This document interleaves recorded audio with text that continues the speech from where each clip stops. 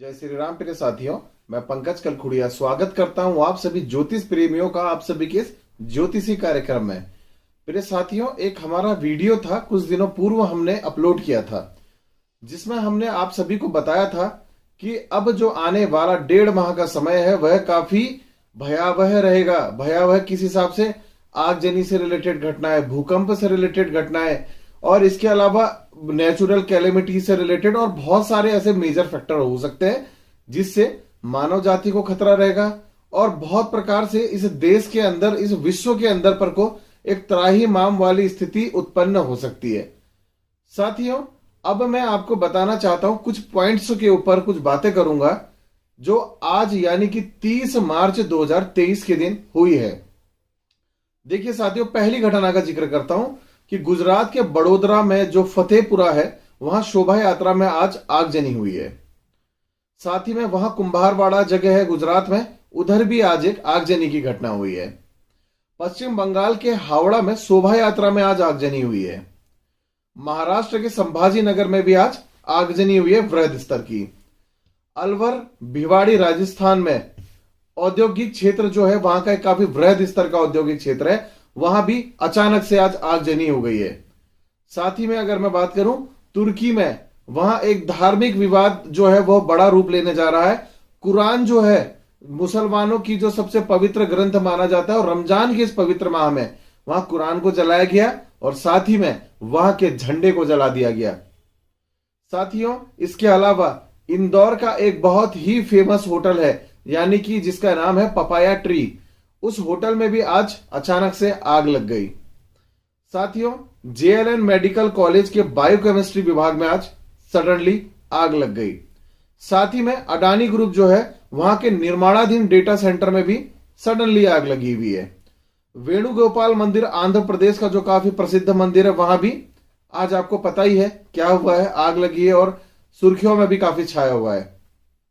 साथ ही में रतलाम नामक जो एक जगह है वहां एक चलती बस में सडनली आग लग गई है और कारणों का कुछ पता नहीं चल पाया है।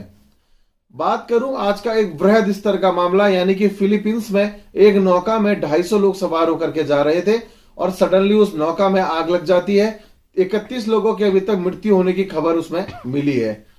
कहने का अर्थ है कि इसमें भी कारणों का अभी तक कोई पता नहीं लगाया जा सका कि आगजनी कैसे हुई है। इंदौर के जो पटेल नगर में श्री बेलेश्वर महादेव झूलेलाल मंदिर है वहां पर को भी आज सडनली एक मंदिर, जब मंदिर में वहां पर को आहुति दी जा रही थी भगवान को, तो बताया जा रहा है कारणों में कि उस आहुति की अग्नि की जो एक ओवर हीट हुई है उससे छत का जो अंदर का हिस्सा है नीचे गिरा है और उसमें 13 लोगों की मौत हो गई है और एक बहुत बड़ा हादसा टला भी है। इसके अलावा अगर मैं बात करूं, आज हरियाणा के चीकाखरका रोड में अचानक से खड़े बहुत वृहद स्तर का एक ट्रक था, उसमें सडनली आग लग गई है।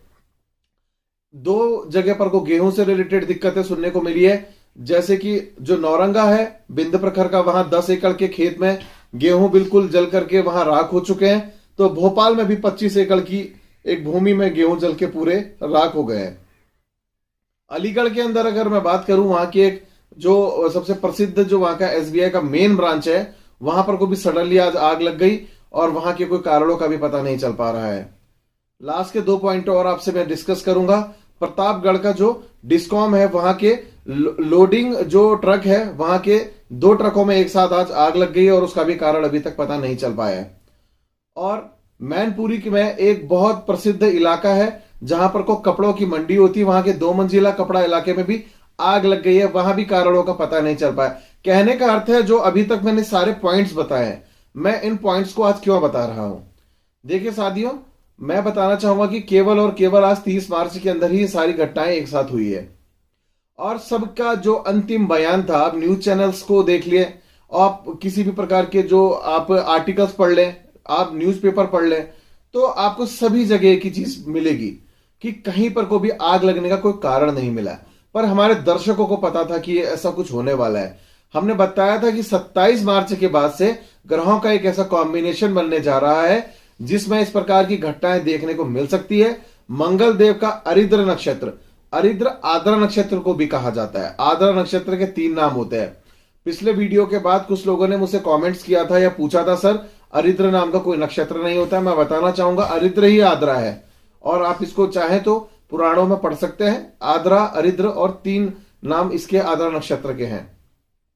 साथियों, इसके अलावा मैं आपको सबसे बड़ा मेजर फैक्टर बताऊंगा जो मैंने अपने साथियों को प्रिडिक्शन करते हुए बताया था कि जब भी 27 मार्च से लेकर के जो हमारा 15 मई तक का पीरियड रहेगा, इसमें जितनी भी बड़ी घटनाएं घटित होगी, उस दिन अंक 4 या 8 से प्रभावित दिन बनेगा।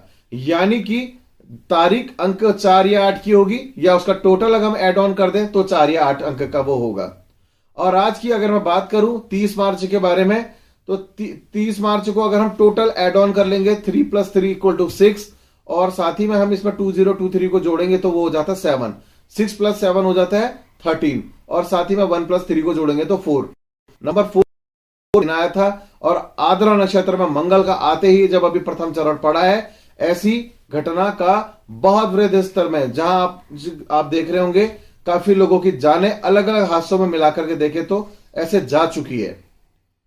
मैंने अभी अपने पिछले एक पोस्ट में आज सवेरे भी एक पोस्ट लगाया था, जहां पर को आपने देखा होगा उत्तरकाशी में 350 बकरियां अचानक से नेचुरल कैलेमिटीज यानी कि आकाशीय बिजली के गिरने के कारण से वहां पर को उनकी डेथ हो गई है। जबकि हमने अभी नव संवत्सर वाले वीडियो में बताया था कि इस समय पर को आप देखेंगे चतुष्पदीय जितने भी जानवर हैं उसमें रोग वृद्धि या उनको कह सकते हैं पशु हानि से संबंधित परेशानियां आ सकती है। साथियों, जितना भी ये सब कुछ हम आपके सामने अपना एनालिसिस रखते हैं, यह ज्योतिषीय बिंदुओं के ऊपर आधारित केवल एक बिंदु है। अभी तो केवल आगाज है। अगर लोगों ने सावधानियां समय से नहीं बरती, क्योंकि कलयुग के अंदर पर को आप देखेंगे सबसे ज्यादा धर्म की हानि हो रही है। और नंबर 7 जो कि इस साल का टोटल अगर 2023 कर दूं, और साथ ही में मैं पर्सनल ईयर अंक ज्योतिष के हिसाब से भी निकाल दूं, नंबर 3 पे है, यानी कि देवगुरु बृहस्पति पे है। दोनों के दोनों डाउन अवस्था में गए हैं, नीच की अवस्था में गए हैं। दोनों धर्म के प्रचारक हैं और धर्म ही यहां पर को डाउन है। तो आप देखेंगे सबसे ज्यादा मंदिरों से रिलेटेड, धर्म से रिलेटेड, इस प्रकार की चीजों से रिलेटेड ही आगे भी बहुत बड़ी परेशानियां देखने को मिलने वाली है। साथियों, अपने भगवान को, अपने इष्ट को याद करना चाहिए, महादेव को याद करना चाहिए, उनको प्रणाम करना चाहिए, बारंबार उनकी स्तुति करनी चाहिए, क्योंकि अरिद्र नक्षत्र के जो स्वामी है, जो रौद्र रूप वाले महादेव हैं, और महादेव तो इतने भोले हैं कि उनका नाम ही भोलेनाथ है। अगर आप उन्हें प्रेम पूर्वक से हाथ जोड़े उनके आगे, अपने कर्मों की अगर आप लोगों ने उनके सामने माफी मांगी, तो मैं जानता जरूर हूं कि भगवान भोलेनाथ हम सभी लोगों को, भले कोई हो, मैं हूं, आप है या कोई भी है, सभी लोगों को कहीं ना कहीं पर को अवश्य अपनी ओर से वर्डिक्ट कर सकते हैं, वरदान दे सकते हैं, और आप लोगों को इस भय से मुक्त कर सकते हैं। साथियों, जानता हूं कि आज का वीडियो थोड़ा सा लंबा है, काफी लोगों को शायद पसंद ना भी आया हो, पर जिन्हें पसंद जरूर आया है वो अपने कमेंट्स लिखें और अधिक से अधिक इस वीडियो को सब्सक्राइब करें। जो लोग पहली बार हमारे चैनल में आए हैं उन्होंने भी सब्सक्राइब नहीं किया है, तो भाई उसे सब्सक्राइब भी करना है और शेयर भी करिए। साथियों, आज की इस वीडियो में बस इतना ही। धन्यवाद एवं जय श्री राम।